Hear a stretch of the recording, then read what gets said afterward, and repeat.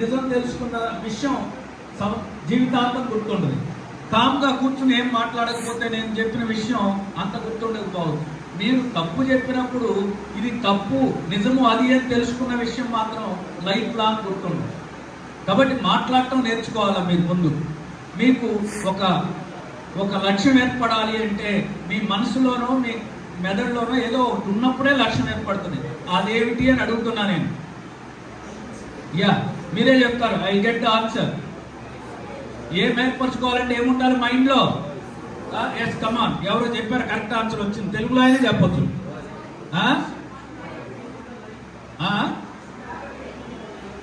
No dream. So for getting the dream you should have something. పట్టుదల.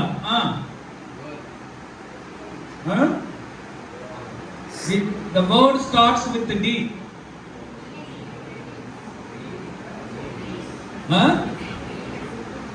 Discipline. Okay, very good. మీరు ఫలాన్ని కావాలని ఏమనుకుంటున్నారు? దాన్ని ఏమంటారు?